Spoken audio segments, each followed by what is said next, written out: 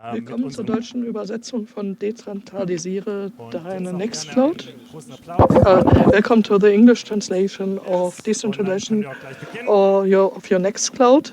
Live from the 38C3 all talks at the Congress are live translated between English and German and to one additional language. We appreciate your feedback. Please use the hashtag hash C3T. Your translation for this talk Buchspriet and was 10.000 mit denen man Dateien online bearbeiten kann, mit Leuten teilen und so weiter. Alles super Sachen.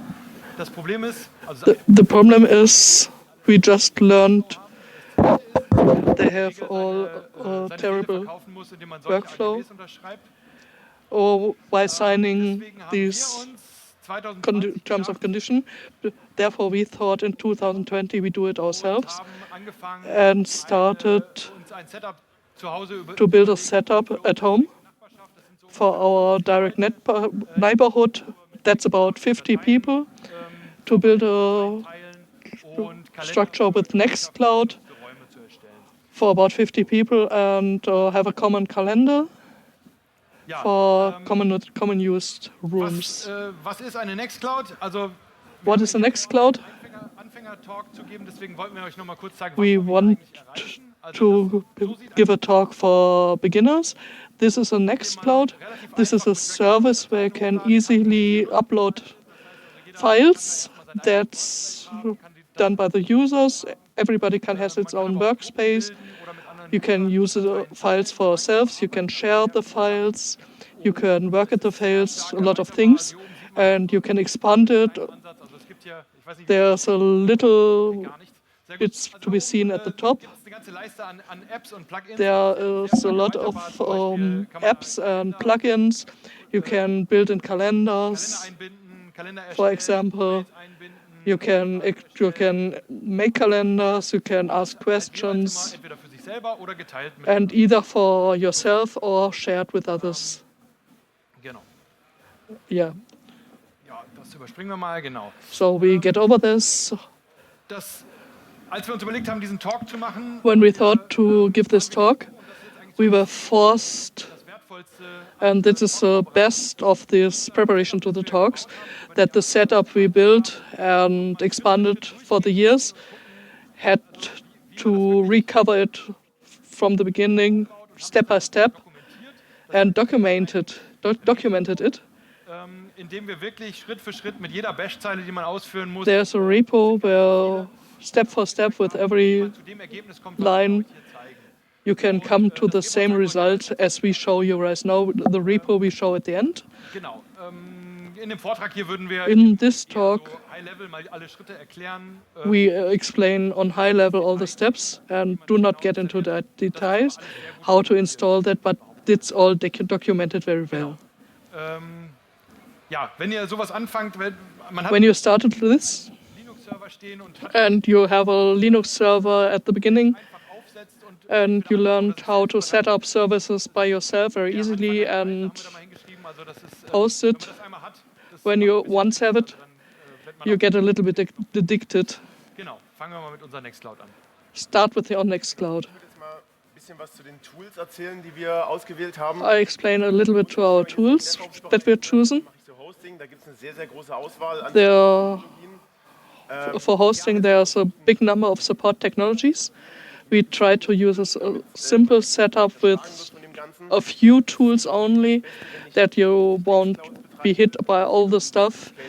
So if you want to host a lot of Nextcloud, so it's as easy as possible. You can add modules for additional services. It's like everything that is reachable from the internet has to be secure. There are more details in the repro at the end. The point we are going off from, what you can use as a server. You need a further device as an admin machine to serve the website from, and the helping tools. And we suppose at limited. Einfach zu machen. Wir haben alle Kommandos, Sorry. die ausgeführt werden müssen, sind alle im Repo. Da könnt ihr dann rein. So, okay, so everything is in the repo, so you can look that up. But it's helpful to have seen a command line before. So, Das war die Ausgangslage erst zum Ende. and the end state is this. We set up 38C3.fun just for fun, and we zoom in so you can see that. And there's this official Nextcloud scan, and you can have your Nextcloud scanned. That is reachable from the internet, and it checks some sets. If it's encrypted, the setup, HTTP header settings, and especially it has the latest patch level, and the major version is still supported, it says. So if you follow our repo, then you get an A+ site, and it can't get any better than that if you do that. And that's what the manufacturer offers and the vendor will offer. And if you do things like that, it has to be patched. That's very important. Dann noch ganz kurz. So Nextcloud all-in-one, what's that? This is there's the Nextcloud Limited, Nextcloud GmbH. Nextcloud is open source, and there's this company that offers this and maintains the source code, and they have a recommended minimal setup. This is called all-in-one setup. And when we started in 2020, it wasn't available, so it's really probably a wonderful setup. It's really batteries included, and you click once and everything happens under the hood, everything that we have seen. We didn't use that, and we don't talk about that here. But okay, all right. And we don't have a lot of time, so we really have to do that quickly. The system environment. So what is it? What do we want? Here's behind your Fritzbox, behind your internet router. Doesn't need to be a Fritzbox. It can be any router. And there's a port forwarding from port 443 into the system environment. And the system landscape here consists of a hardware, which is a notebook in our case, and there's a Ubuntu operating system on it. And on the Ubuntu, there we have Git, Docker, and Jenkins. Git is for the repository, for source code management. It's pre-installed. Docker is a container virtualization, and we talk about that a bit more in a later slide. And Jenkins is a tool to automate jobs. So Jenkins will automatically do the patching for us. And in the application layer, we have the Nginx proxy manager. This is for SSL certificate management, so you get HTTPS. So it uses Let's Encrypt certificates, which are free. I have Nextcloud itself, which is the app that we want, and it needs a Postgres database. And Nextcloud's photos and so, they are directly on the hard disk, but metadata such as user and passwords and so on are in the Postgres database. All right. Then hardware. Okay, so that's that much for the theory, and we start with hardware selection. And it depends on what you really want to do and what you really already have. Maybe you don't really have to start with the super perfect server setup if you really want to try it at first. Perhaps you have a notebook lying around that you don't need anymore, and that's probably maybe just enough for the beginning. What we just saw, the Nextcloud that I showed, that 38C3.fun, that was in preparation for this talk. We just bought this via classifieds and for 80 euros, and it has reasonable performance. There are two variants in our experience. You start something and do it for trying it out, and then do something else, and then you didn't need it for a long time. Or maybe it's a lot of fun to you, and you keep using it, and then you think maybe I should have used better hardware in the beginning, and was really the second variant with us. But now we have a little notebook. It's theoretically possible with a Raspberry Pi. We discourage that because it has, in our experience, not enough power. It should really be at least notebook power. So here's what we started with 4 years ago. We used an SoC system, so mainboard and chip soldered together, and we used a server's case, and that was about 550 euros in total. and 200 euros of that was 8 terabytes hard disk. It depends on whether you need that or not, but you can read that up in the repo. And it has more use cases now. We have done that for several households. We have a streaming server and a media server and a lab environment. So when you really have a Linux server in your network, you will find uses for it. So we are really satisfied with our hardware so far. Not too dated. There's a gaming processor, halfway recent. It's some generic benchmark for CPUs that you see. And the CPU that we are currently using is the third line.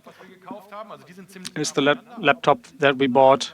It's, of course, different from a gaming CPU, but it's not really what you need.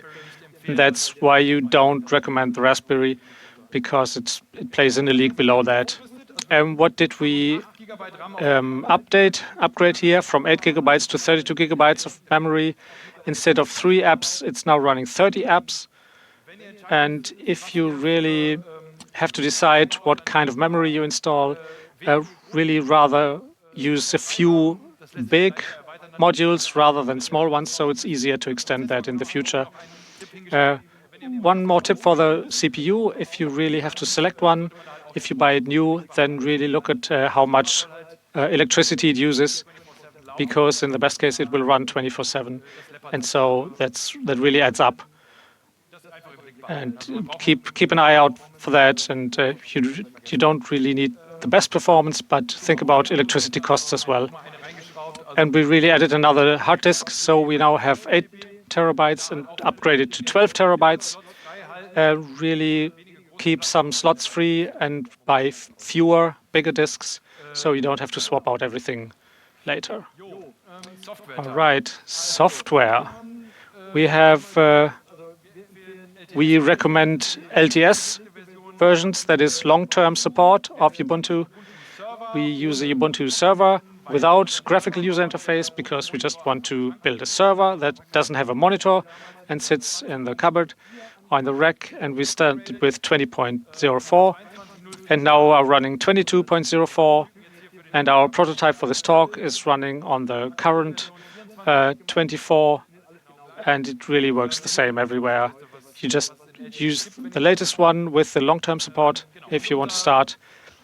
And our approach is really don't install it on the operating system directly, but install everything within Docker containers as far as possible, which the advantages of Docker I will tell you in a minute.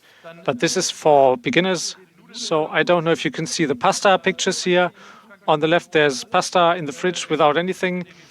And on the right hand, it is containerized. We have all different kinds of pasta and separated from each other in the containers. And that's how we like to have our applications. So you can just remove a container and replace it with another one without disturbing anything else. So we now get into the doing.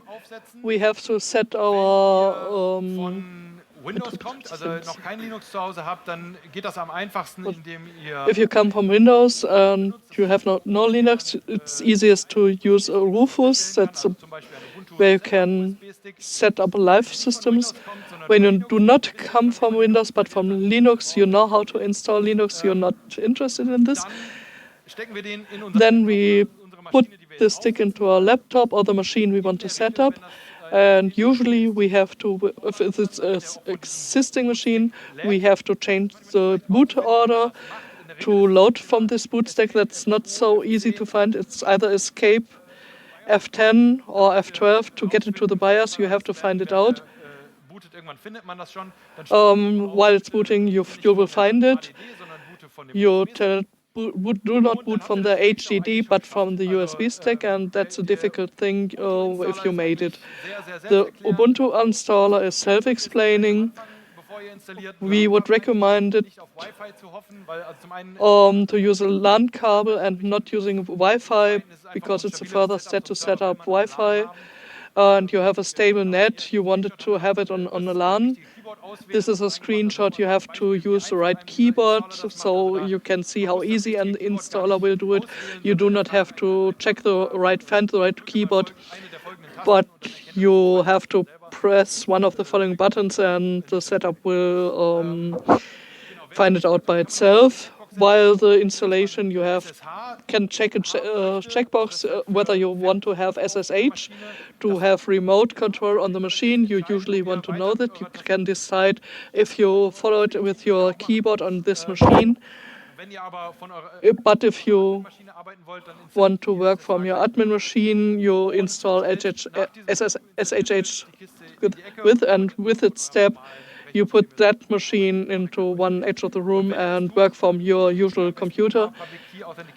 And then you should install public key authentication, not password authentication. So now we're coming to Docker. Docker is our application. Docker is one solution for virtual machines. For virtual machines, usually in my virtual, I have a system in my virtual machine and all the libraries I need.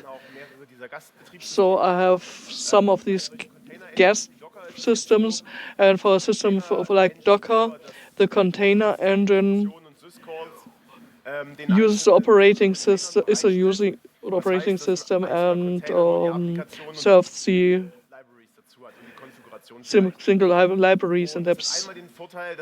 That has an advance that everything is much smaller. Per container, I need less of the disk, less of RAM. The startup is much quicker because on the other side, the whole system has to start.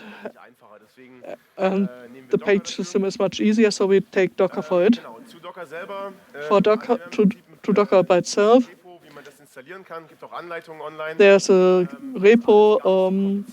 There are manuals how to install it. It's not too difficult. There are some commands in the command line. And usually you just store it into the Bash and it will install Docker. And there's a Word container. What does it do? It downloads a test container. It's a very good end-to-end test. You know that Docker can start and it's correctly installed. Then we have Dockers at the surrounding. So there are a few applications running, like for perhaps Jenkins. For what we want to use it, that Jenkins will do regular jobs. You can set it up perhaps once a week. It's part of our operation part. It's a little bit nicer, like in a con. And I have a nice GUI. And we want to automate all boring things by itself. The on-site backup, the off-site backup to anywhere. So you have to cron to start a cron PHP on the Nextcloud, which does everything by itself. The jobs, you can see that the jobs all worked.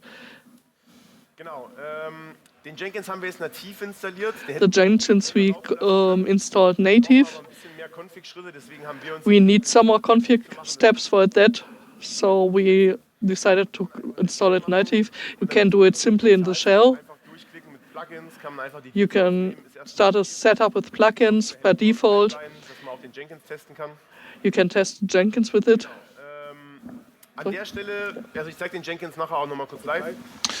I'll show you Jenkins later.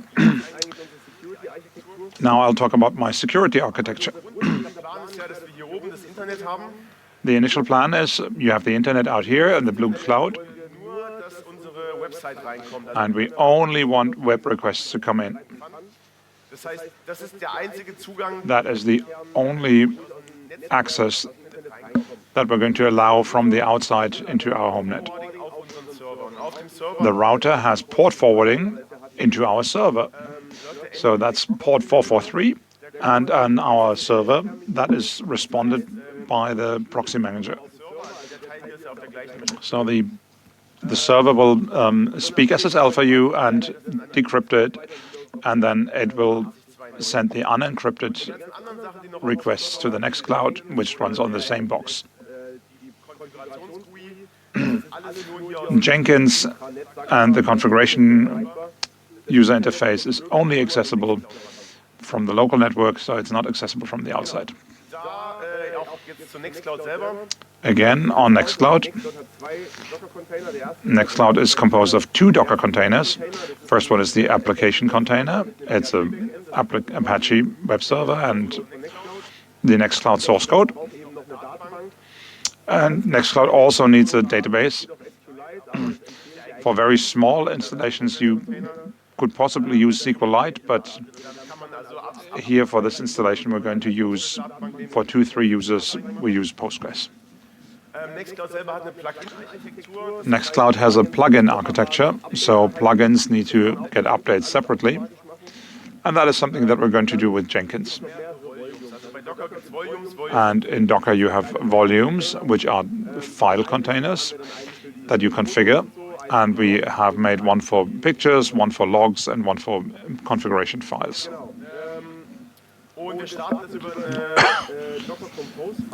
We are starting this via a Docker Compose file.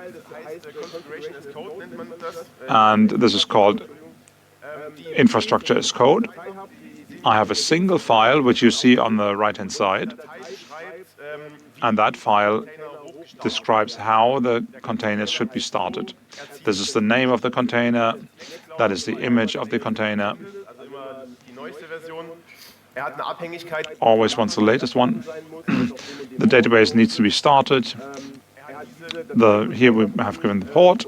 These are the file containers, and here are the network connections.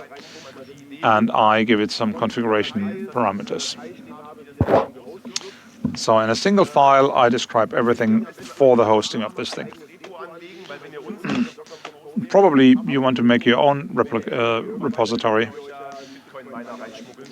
And so you don't want to use ours because we could change it at a later point and inject code into your system. So here it says take Nextcloud latest, which means take always the freshest.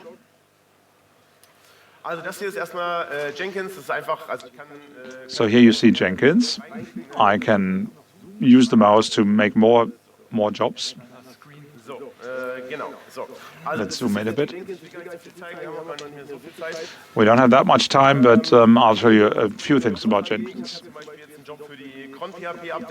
Here I've got a job for cron PHP update, and I've made a job for patching.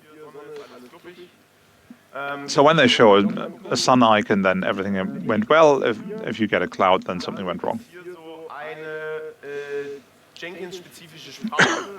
So here's a Jenkins-specific language, and it defines the pipeline. In our repo, you find samples for these pipelines. So here I'm defining a single agent, and I'm saying on that agent, please do the following commands. So here's a shell script. Go into the compose file, fetch the latest containers. When I'm done with this, then please stop the whole system and then start it again. And then the patching is done. Here in Jenkins, I can easily say, do it time controlled. So I'm saying every 5 minutes.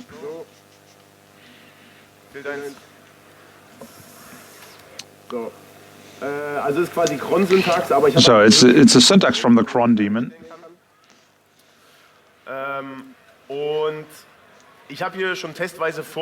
So here, for our test, I have done a few jobs, and here you can see the log file from one of those jobs. The Jenkins collects those logs, and you can review them individually. First, it fetches the containers. Here you watch the download. Yes. So after downloading everything, and then eventually starts unpacking it. Okay, further down it has extracted it. And finally it says I've fetched the latest ones, I'll stop the old ones and I'll start the new ones. This took 3 or 4 minutes. And the 3 to 4 minutes are probably the download.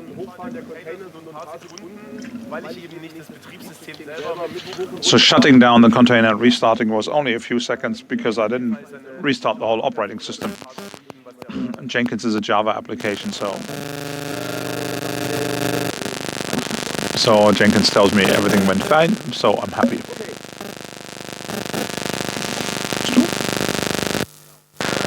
All right. If you want to boot the Nextcloud container and you find this and you find this nice login page, and we really don't want that, but we still have it here. And once you have to create an administrator account, this isn't really completely configured, the Nextcloud, but I really have to create an admin user and have to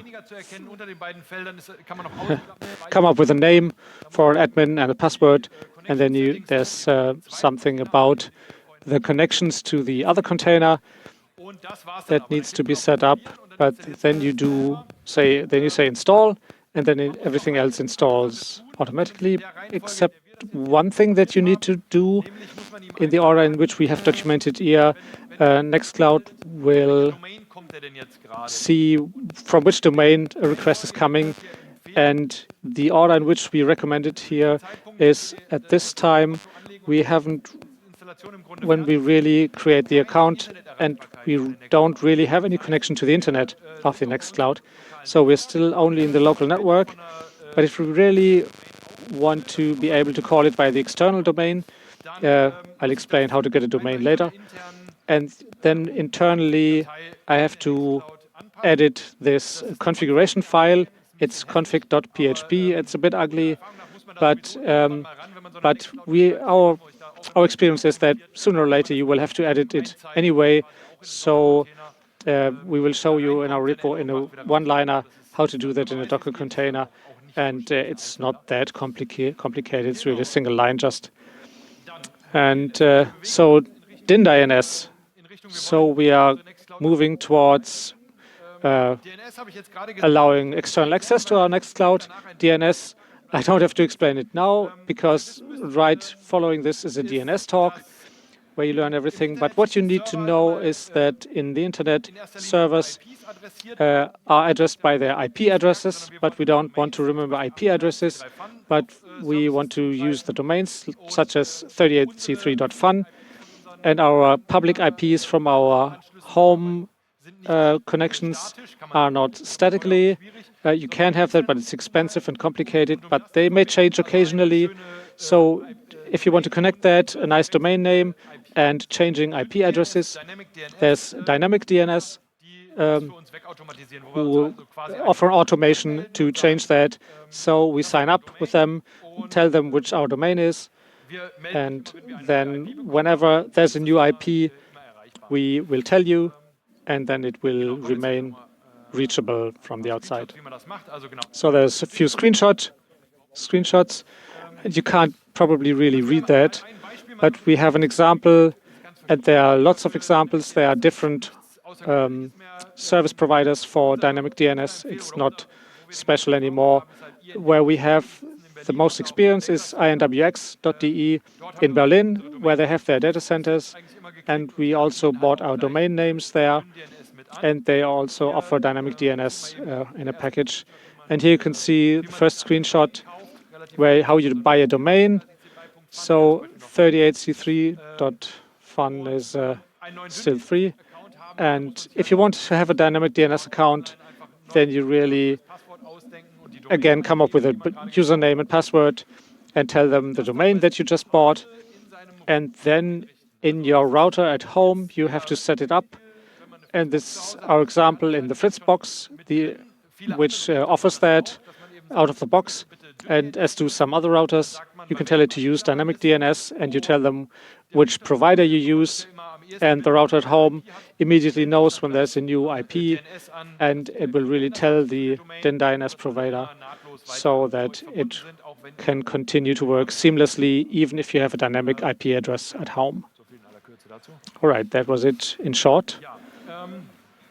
And now we have set up our domain. We have running Nextcloud, and we really want to use HTTPS, that is encrypted traffic from the outside. And in our setup, we did that manually with an Nginx reverse proxy and used certbot from Let's Encrypt, and it works. It's not too difficult. You can just do it.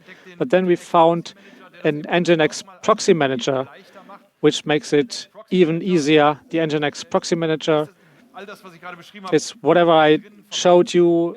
It's all packaged inside of that, and it offers a graphical user interface, which you can operate with a browser. And with very simple steps, you can set it up. And for example, you can use that, and then you can use the config that is created and put it into a normal Nginx. But we can use that as a complete solution, and it also works pretty well. All right, so that's where we want to be in the end. There's the internet cloud. Okay, there's Let's Encrypt, and between that is our router, and we really want only 443, port 443, only encrypted HTTPS, and it should go until the Nginx proxy manager, and then decrypt the traffic and pass it on to the host that offers the actual service, in our case, Nextcloud. And you can offer a host of other services via the Nginx proxy manager and use that side by side. Andy just showed you the Docker Compose, or hinted at that, and we have one big Docker Compose where the Nextcloud is inside there, and as the third app, there's also the Nginx proxy manager. So if you use that Docker Compose, then the proxy manager will also run, and inside your intranet, it can be accessed via port 80 or port 81. So you really have to imagine it like you have an SSL certificate, and it's extremely easy. On the left side, there's a box, and you put in your domain name, an email address, and the terms of service. Agree to the terms of service of Let's Encrypt, and click on Save, and then everything else happens automatically in the background. And an SSL request is sent to Let's Encrypt. They do all the handshaking and check everything that you are really reachable on that domain, and then you will receive a certificate. And then you have set it up correctly, and then you really have to set up the forwarding to your Nextcloud server. This is the second screen. Here you can see the port where the Nextcloud is reachable, and in the second step, you tell them which certificate to use to authenticate your server to the internet, and you put the same as you said in the first step, and that's really all you need to do, and then we are done.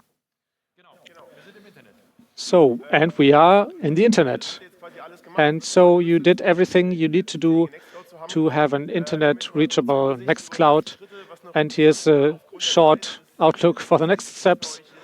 The next steps are you have to set up backups, and a backup is only a backup if it's been tested. Otherwise, it isn't really a backup. So, and if you want to know all the rest, look into our repository, because we really have run out of time. Sorry.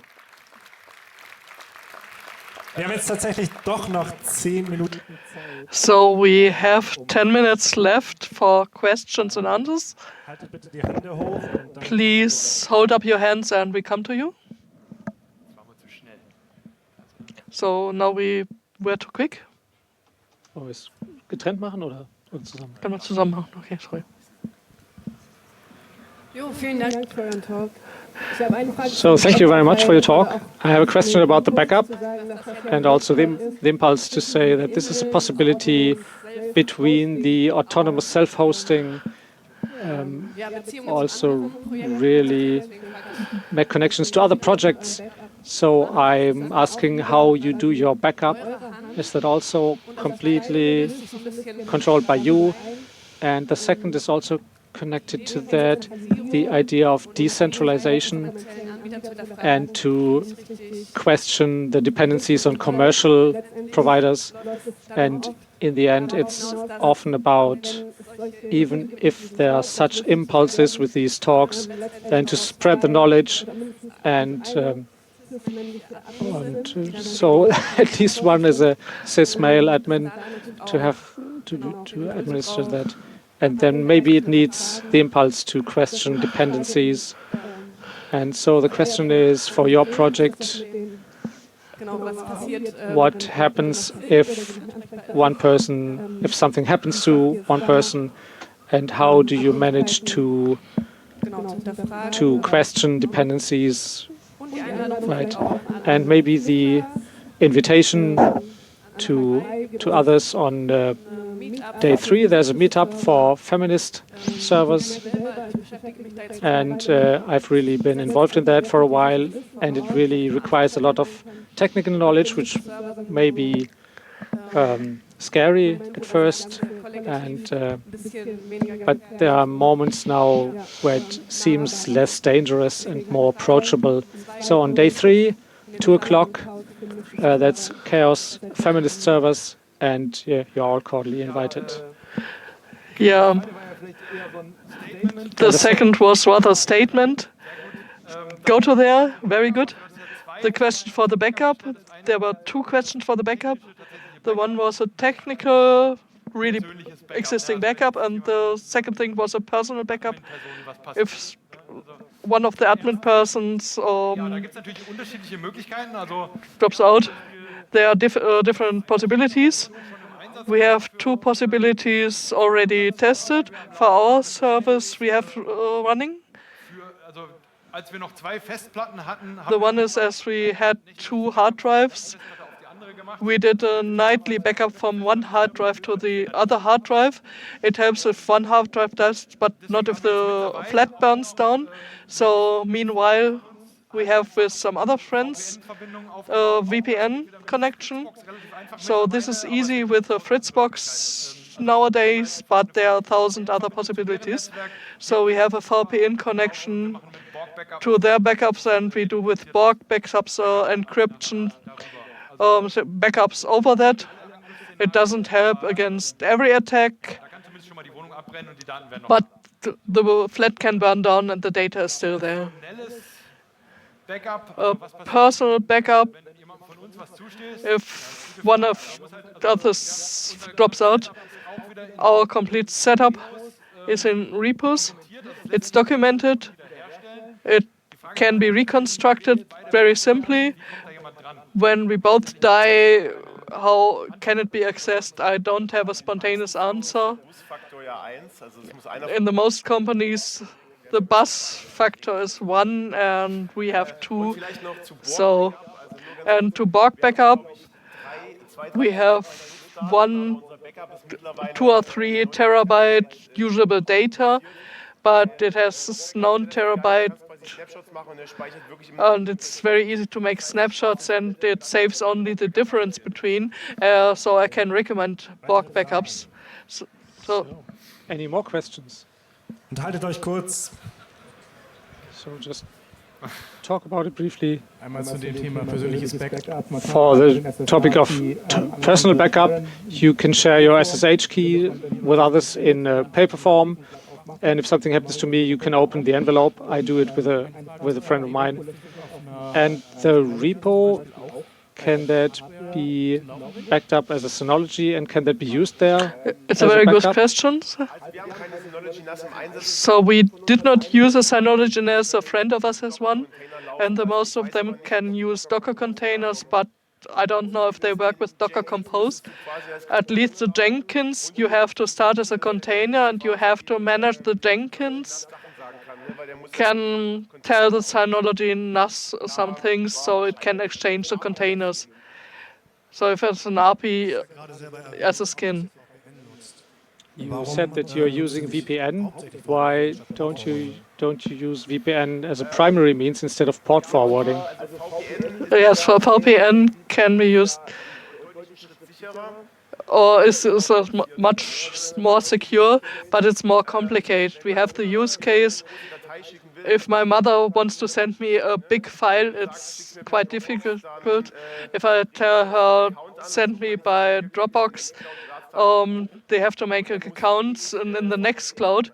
It can simply upload it and without installing a VPN.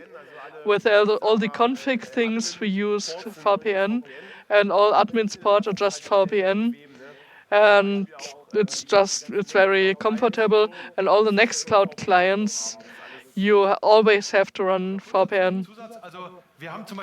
Just one addition, we have in our own use case 2 parallel Nextclouds, one for public things and one that is not in internet, that has not all the things for the internet outside.